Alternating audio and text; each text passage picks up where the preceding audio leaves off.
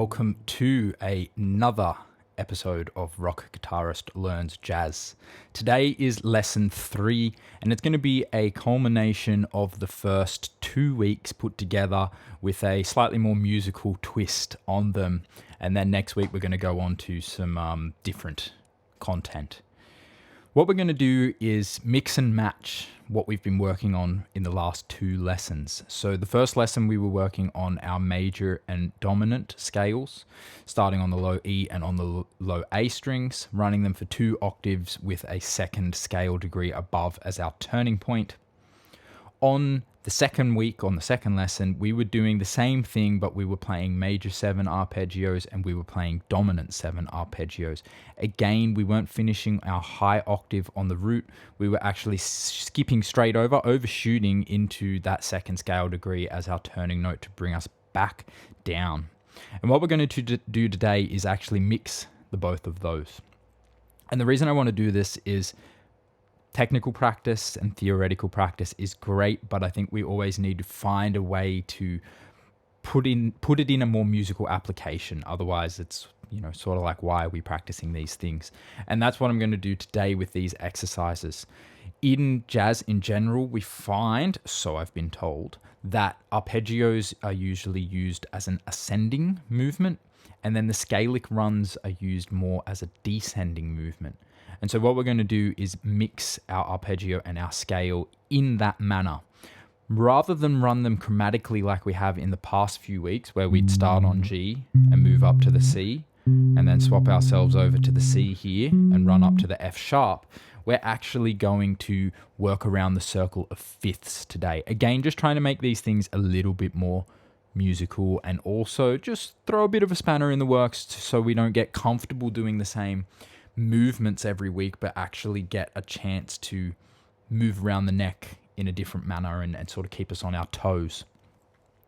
What we're going to do is start with our major, arpeggio, and scale.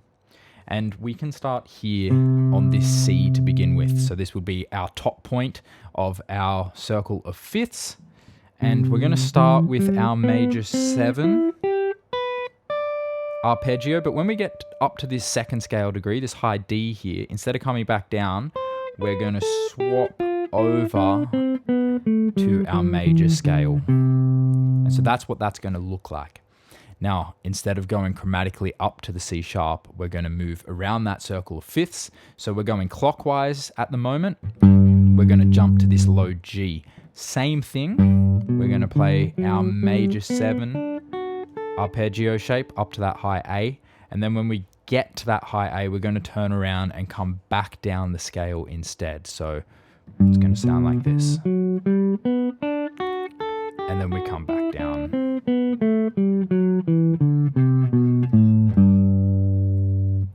Moving further on, we're going to go to the D, we're going to run our major 7 arpeggio shape, and then the major scale A, E to B, and then you could finish up on the F sharp if you like.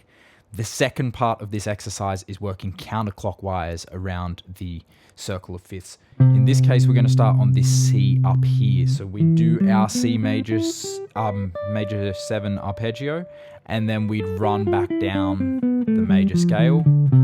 And so then we get F next, which is what we would do here. And then we would just run that same B flat, E flat, A flat, D flat, and then G flat to finish. And that way we've worked our way both sides of the circle of fifths. We've mixed in both of the ideas that we've been working on in the past 2 weeks, but using a more musical approach. And you can hear how some of those ideas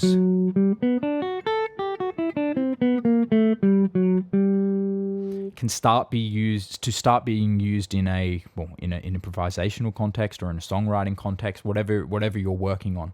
It just makes it a little bit more musical, which hopefully is also making things a little bit more interesting.